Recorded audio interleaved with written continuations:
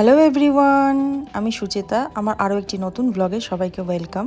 সকাল সকাল একদম রেডি হয়ে নিচে নেমে চলে এসেছি। হোটেলে একটু ভালো মতন ব্রেকফাস্ট করে বেরিয়ে পড়ব আবুধাবি সফরে। আমার আগের ভিডিওটায় আপনাদেরকে দেখিয়েছিলাম এই হোটেলের বাইরের ভিউটা অসম্ভব সুন্দর দেখতে। এই হোটেলে বিশাল বড় সুইমিং পুল তো রয়েছে, তার পাশাপাশি হোটেলের প্রাইভেট বিচও রয়েছে। সেটা না হয় অন্য আরেকদিন ঘুরিয়ে দেখাবো। আমরা বাইরে ঘুরতে বেরোলে হোটেলে ব্রেকফাস্ট করতেই বেশি পছন্দ করি, কারণ সময়টা অনেকটা বেঁচে যায়। ব্রেকফাস্ট করতে গেলে আবার অন্য এক জায়গা যেতে হবে গাড়ি করে, সেখানে কিছুটা সময় লাগবে। তার চেয়ে বরং হোটেলেই ভালো মতন ব্রেকফাস্ট করে নিলে আর লাঞ্চের চিন্তাটাও করতে হয় না। কোথায় কখন ঘুরবো, কখন লাঞ্চ করব, কি খাবার পাবো, সেই সব নিয়ে আর চিন্তা করতে হয় না। এখন আমরা যাচ্ছি আবুধাবিতে যে সি ওয়ার্ল্ড আছে সেখানে। সি ওয়ার্ল্ডের কাছাকাছিই হচ্ছে ফেরারি ওয়ার্ল্ড, সেটাও একটা খুব ভালো জায়গা। আর এই রোলার কোস্টারটা দেখতে পাচ্ছেন, এটা ফেরারি ওয়ার্ল্ডের। তবে সি ওয়ার্ল্ডের ভেতরেও কিন্তু একটা রোলার কোস্টার আছে। এই দেখুন, সি ওয়ার্ল্ডে ঢুকতে না ঢুকতেই বাইরে একটা বিশাল বড় রোলার কোস্টার।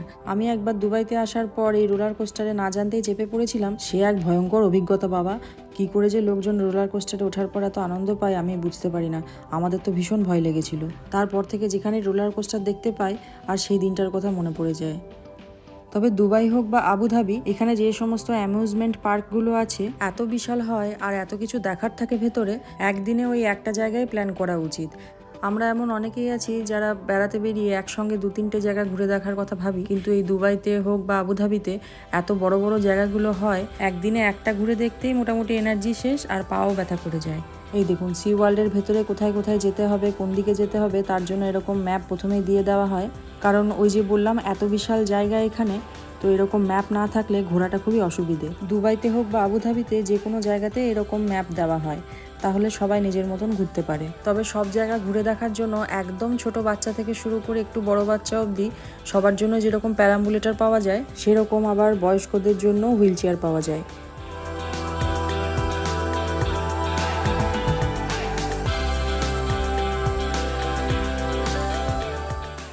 এই দেখুন না, সি ওয়ার্ল্ডে দেখার জন্য যা যা আছে সেগুলো এখনও পর্যন্ত আমরা দেখতে শুরু করিনি। এই জায়গাটা এত বিশাল বড় আর এত সুন্দর ভেতরটা, বাইরে থেকে এই ভেতর অবধি আসতেই বোধহয় আমাদের 15-20 মিনিট সময় চলে গেল। এই যে Abu Dhabi ocean, Arctic, Antarctica, Rocky point এরকম করে ভাগ করা আছে। এবার এই সারাদিনে একটা একটা করে ঘুরে দেখব। প্রথমে চলে এসেছি আন্টার্কটিকাতে। আসলে পেঙ্গুইন তো আমরা একদমই দেখতে পাই না সেভাবে, তাই প্রচুর এক্সাইটমেন্ট নিয়ে ঢুকে পড়েছি আন্টার্কটিকাতে।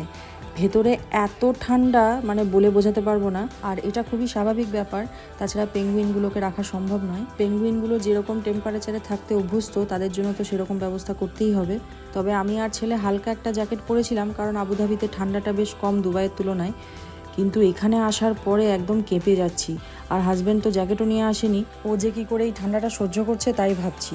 এমনিতে আমার আর ছেলের একটু ঠান্ডা বেশিই লাগে, কিন্তু আমার হাজব্যান্ডের আবার সহ্য শক্তি এত বেশি। এই ঠান্ডায় সিকিউরিটিগুলো সবাই মোটা মোটা ভারী ভারী জ্যাকেট পরে রয়েছে, আর সেখানে আমার হাজব্যান্ড একটা হালকা টি শার্ট পরে রয়েছে এখানে। এই পেঙ্গুইনটাকে একবার দেখুন, দেখে মনে হচ্ছে খুবই চিন্তিত। বয়স্ক লোকদের মতন কীরকম পায়চারি করছে একবার দেখুন। আবার কখনো কখনো একদম ছোট সেই বাচ্চাগুলো ঘুরে বেড়ায়, মনে হচ্ছে যেন সেই রকমই।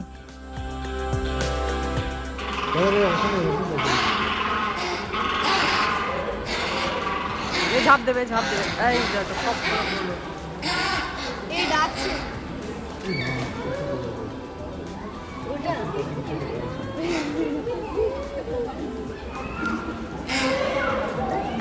এই আসছেই না আমাদের।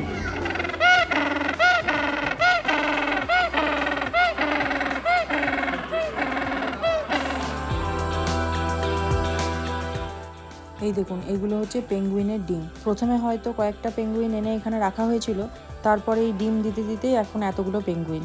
এই দেখুন, একটা সদ্যজাত পেঙ্গুইন। এখানে এরকম অনেকগুলো পেঙ্গুইন জন্মেছে যাদেরকে এভাবে টেক কেয়ার করা হচ্ছে। ভাবুন একবার, মরুভূমির দেশে আন্টার্কটিকা বানিয়ে সেখানে প্রতিদিন নতুন নতুন পেঙ্গুইনের জন্ম হচ্ছে। এটা বোধহয় এই দেশেই সম্ভব। আরও একটা পেঙ্গুইনের জন্ম হয়েছে, যাকে রাখার জন্য এখন বিছানা রেডি করা হচ্ছে। দুবাইতে দুবাই অ্যাকোরিয়াম আছে দুবাই মলের ভেতরে, সেখানেও এরকম পেঙ্গুইন দেখা যায়। আমরা গত বছর ডিসেম্বরে যখন দুবাই প্রথম এসেছিলাম, তখন ওই দুবাই অ্যাকোরিয়ামটা দেখে এসেছিলাম। ওই জায়গাটাও খুব সুন্দর।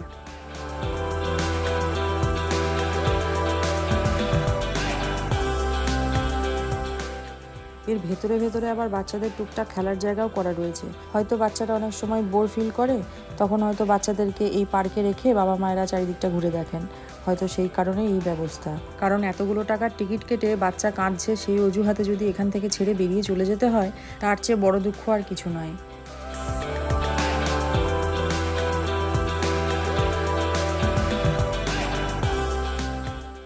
এখন এসছি পোলার ওশানে। এই জায়গাটাও কিন্তু বেশ ঠান্ডা। এখানে একটা ছোট্ট জাহাজের মতন রয়েছে, বাচ্চারা সবাই এসে এখানে একবার করে খেলা করে যাচ্ছে।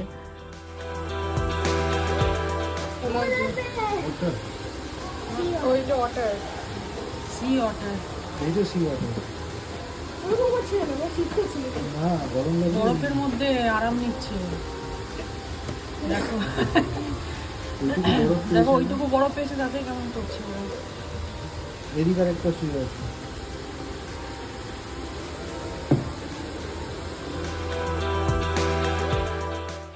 এখন এসছি আর্কটিকে।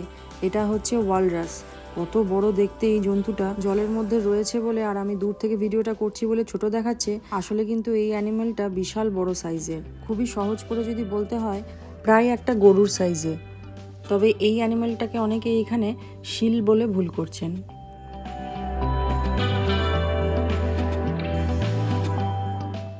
দেখুন, এখন লাগছে না যে একটা গরু জলের মধ্যে ভেসে বেড়াচ্ছে।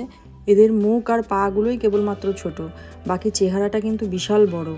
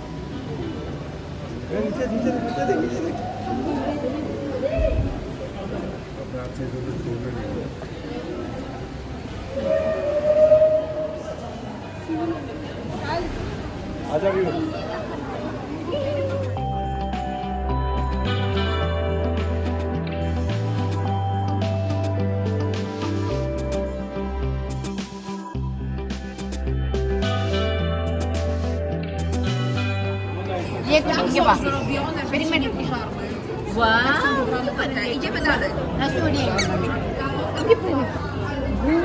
ini tidak hai turtle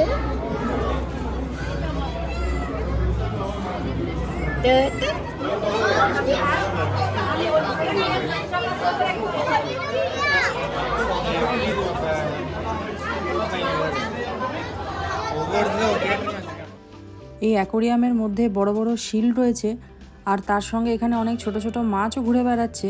কিন্তু এখানে যে মাছগুলো মরে যাচ্ছে, শিলগুলোকে দেখছি ওই মরা মাছগুলোকেই কিন্তু খাচ্ছে। তবে অবশ্য জানি না যে ওই মরা মাছগুলোকে খাবার হিসেবে ওদেরকে দেওয়া হয়েছে কিনা বাইরের থেকে, কিন্তু শিলগুলো যে জ্যান্ত ছোট মাছগুলো ঘুরে বেড়াচ্ছে তাদেরকে কিন্তু কোনো রকম খাচ্ছে না। আজকে এর ফাঁকে দুটো কমেন্ট শেয়ার করছি প্রায় একই রকমের। আমাদের আবুধাবি আসার যে ভিডিওটা বানিয়েছিলাম সেটাই এক দিদি লিখেছেন যে খুব ছোট ভিডিও দিয়েছো, মন ভরলো না, খুব এক্সাইটেড আবুধাবি শহরটাকে দেখার। আর এক দিদি লিখেছেন দারুণ সুন্দর ভিডিও, তবে আর একটু বড় হলে ভালো লাগতো, সুন্দর জায়গা সব দেখলাম। থ্যাংক ইউ দিদি, আপনাদের মতন অনেকেই আছেন যারা আমার ভিডিও দেখতে খুব পছন্দ করেন, তার জন্য আমারও খুব ভালো লাগে ভিডিওগুলো বানাতে। আজকের ভিডিওটা অনেকটাই বড়, আশা করি আপনাদের ভালো লাগবে। এখন যে জায়গাটায় এলাম সেখানে বেশিরভাগই ওই নাগরদোলাগুলো আছে, আর সেই ভয়ঙ্কর রোলার কোস্টারটাও দেখতে পাচ্ছি এখান থেকেই তার মানে হয়। তবে এই নাগরদোলার সঙ্গে আমার হাজব্যান্ডের আবার আদায় কাঁচকলায় সম্পর্ক, সেই জন্য ছেলেকে নিয়ে এখন আমাকেই একটাতে অন্তত চড়তেই হবে। আর এখন যদি ছেলেকে সন্তুষ্ট না করি, এমন ঘ্যান ঘ্যান শুরু করে দেবে, বাকি জায়গাগুলো আর মন দিয়ে দেখাই হবে না।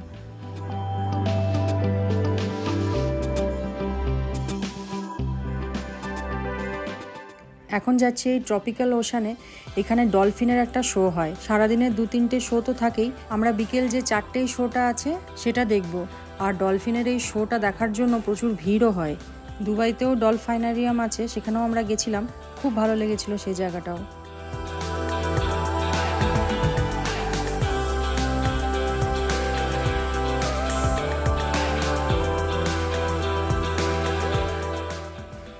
জায়গাটা দেখে মনে হচ্ছে কোনো ফুটবল বা ক্রিকেটের স্টেডিয়াম। এত মানুষ এসেছেন এই ডলফিনের শো দেখার জন্য, পুরো ঠিক ঠিক করছে লোক। এই শোগুলো দেখার জন্য কিন্তু আলাদা করে আর কোনো রকম টিকিট করতে হয় না, ওই একটা টিকিটেই কিন্তু সমস্ত জায়গাটা ঘুরে দেখা হয়।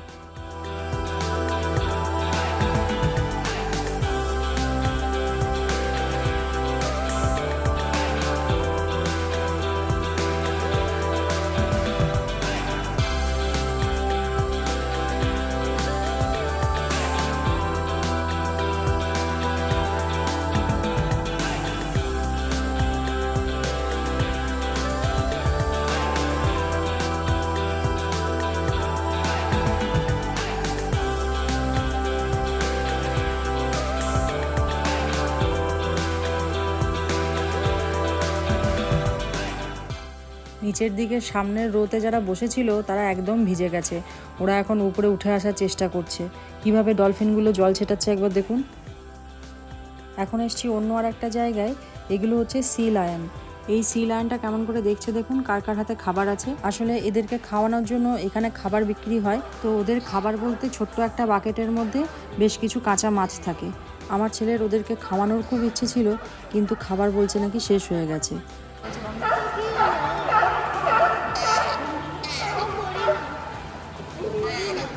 সেটা তো দিচ্ছে না গো।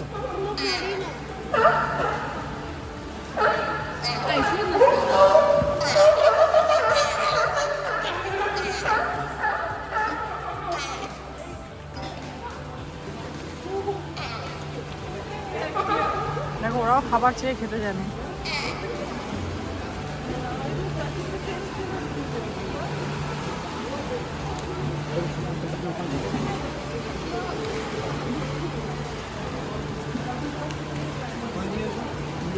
ওই নিয়ে তো কি চলাফেরি করা হয় না।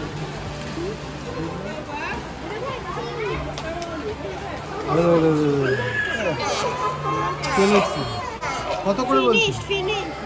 ফিনিশ আর নেই।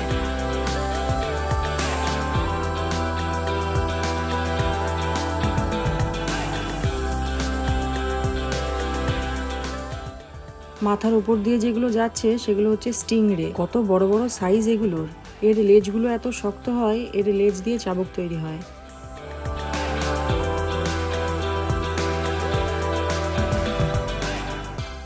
সি ওয়ার্ল্ডে এসে যা যা দেখার ছিল মোটামুটি সবই আমরা দেখে ফেলেছি। বেশ কিছু শো দেখেছি যেগুলো হয়তো ভিডিও করা যায়নি।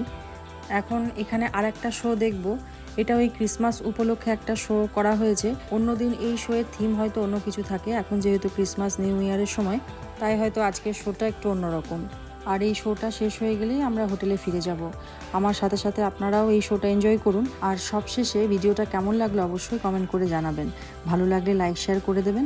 দেখা হবে খুব তাড়াতাড়ি পরের আর একটা নতুন ব্লগে।